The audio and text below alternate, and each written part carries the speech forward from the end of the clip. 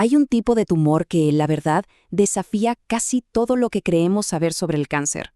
Es un tumor que no solo crece sin control, sino que construye, sí, construye. Crea tejidos complejos de una forma tan pero tan extraña que nos obliga a preguntarnos dónde está la frontera entre la creación y la destrucción. Bueno, vamos a meternos de lleno en la biología única y fascinante del teratoma. Para empezar, el propio nombre ya nos dice mucho. Viene de la palabra griega teras, que significa literalmente monstruo. Y créanme, no es para nada una exageración. Lo que define a este tumor no es solamente que sea canceroso, sino su increíble capacidad para crear una especie de colección grotesca y totalmente desorganizada de tejidos humanos. Y es que lo que puede llegar a contener es de no creer. No estamos hablando de un montón de células cancerosas iguales. No, estamos hablando de una sola masa tumoral que puede formar pelo, dientes, pedacitos de hueso, piel, incluso tejido del cerebro. Es como un eco, pero un eco totalmente caótico del proceso de construcción de un cuerpo. Entonces, ¿cómo es posible que algo así exista? Bueno, la respuesta no está en la biología del cáncer que todos conocemos. Más bien, es un error, un fallo fundamental en el mismísimo proceso de la creación, una especie de glitch en el programa de la vida.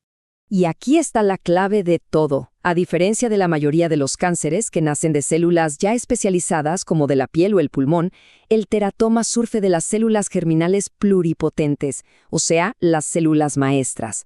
Las mismísimas células que tienen el poder de dar origen a una nueva vida.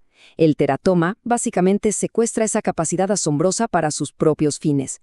Para que se entienda, en el desarrollo normal de un embrión, estas células se diferencian en 3 capas base. El ectodermo, que forma la piel y el sistema nervioso, el mesodermo, que crea los músculos y los huesos, y el endodermo, que da lugar al interior de los sistemas digestivo y respiratorio. Pues bien, un teratoma es capaz de producir tejidos de las 3 capas al mismo tiempo, pero de forma completamente descontrolada. Y, ojo, este poder no es algo que pase al azar, está manejado por un circuito de genes maestros, OXCT4, SOX2 y NANOG. Pensemos en ellos como el motor genético de esta capacidad de serlo todo. En un embrión, estos genes dirigen un desarrollo perfecto y ordenado. En un teratoma, este mismo motor se enciende cuando no debe, impulsando una construcción sin pies ni cabeza. Ahora, es importante saber que no todos los teratomas son iguales. En realidad, existen en un espectro, que va desde algo totalmente benigno hasta algo que puede ser mortal. La clave para saber qué tan peligroso está en el grado de madurez de los tejidos que construye. Y la diferencia es crucial. Por un lado tenemos el teratoma maduro. Este es benigno. Contiene tejidos que están bien formados, casi como los de un adulto. Si se saca con cirugía, la supervivencia es de prácticamente el 100%. Pero por otro lado, está el teratoma inmaduro. Este tiene tejidos embrionarios, sin desarrollar, y su peligrosidad aumenta mientras más inmaduro es. El riesgo de que vuelva puede llegar hasta el 50%. Y aquí es donde la historia se pone todavía más rara. Resulta que la biología tan particular del teratoma crea una paradoja increíble en su tratamiento. Una donde uno de los avances más grandes de la oncología simplemente no funciona contra su parte más construida. Miren, en los años 70, la llegada de un medicamento llamado cisplatino fue una auténtica revolución. Convirtió a los tumores de células germinales, de los que el teratoma es parte, de ser una sentencia de muerte con supervivencias de menos del 30%, a ser enfermedades que se podían curar en casi el 95% de los casos. Fue, de verdad, un fármaco milagroso. Pero a ver, ¿por qué el componente de teratoma es resistente a este químico tan potente?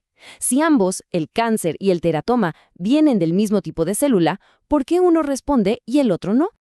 Aquí está el punto clave. Un tumor de este tipo puede tener 2 partes. El componente maligno, digamos un carcinoma embrionario, tiene células que no están diferenciadas y por eso es súper sensible al cisplatino.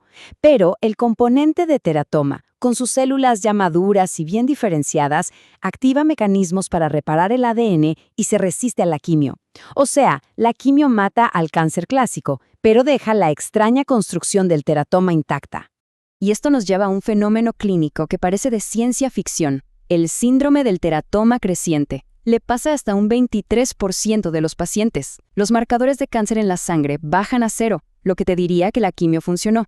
Pero, increíblemente, cuando se ven las imágenes, la masa del tumor está más grande. ¿Y por qué? Porque la quimio limpió las células malignas, dejando el camino libre para que el teratoma, que es resistente, crezca sin que nada lo detenga. Esto nos deja clarísimo que la cirugía es absolutamente fundamental. La quimioterapia sola no puede curar un tumor que tenga un componente de teratoma. De hecho, un estudio encontró que el 61% de los pacientes se mantuvieron libres de la enfermedad solo después de que les quitaran el teratoma que quedó con cirugía después de la quimio. O sea, la cirugía no es una opción más, es la cura. Para darnos una idea de lo distinto que es, comparémoslo un momento. Los carcinomas vienen de células epiteliales, como la piel. Los sarcomas, del tejido conectivo, como los músculos. El teratoma, como ya vimos, de una célula germinal pluripotente. Este origen tan diferente es la raíz de todas sus rarezas. Y claro, esa diferencia en el origen se ve en su composición. Mientras que los carcinomas y sarcomas son homogéneos, o sea, están formados por un solo tipo de tejido, el teratoma es un mosaico heterogéneo. Es una colección de tejidos completamente distintos, una anomalía biológica que no tiene comparación en otros tumores sólidos. La ubicación del tumor también juega un papel dramático en el pronóstico. La diferencia es abismal. Para los teratomas en hombres, los que aparecen en las gónadas, tienen una tasa de supervivencia a 5 años del 82.3%. Pero si surgen fuera de ahí, en lugares como el mediastino, en el pecho, la supervivencia se desploma a solo un 27.3%. Es un recordatorio brutal de que en oncología, a veces, la geografía es el destino. Al final, el teratoma es mucho más que una simple curiosidad médica. Es, en realidad, un espejo, uno que nos devuelve una imagen distorsionada, sí, pero muy reveladora de nuestra propia biología. Hay una frase que creo que captura su esencia a la perfección. No es un tumor que ha olvidado cómo morir, es un tumor que ha olvidado cómo no construir. Y es que, a diferencia de otros cánceres que se definen por una multiplicación sin fin, el teratoma se define por una construcción sin ningún propósito. Y es por eso que es un espejo viviente de la embriogénesis, del proceso de creación de la vida. En este tumor, la línea que separa los mecanismos que nos construyen de los que nos pueden destruir se vuelve borrosa, casi inexistente. Estudiarlo es como asomarse a los secretos más profundos de la vida y la enfermedad. Y claro, nos deja con una pregunta final bastante inquietante. Si las mismas herramientas genéticas y celulares que construyen una vida pueden, a la vez, crear sus enfermedades más monstruosas, ¿qué nos dice eso sobre la naturaleza de la propia biología? Quizás nos dice que la creación y el caos están mucho, mucho más cerca de lo que nos gustaría pensar.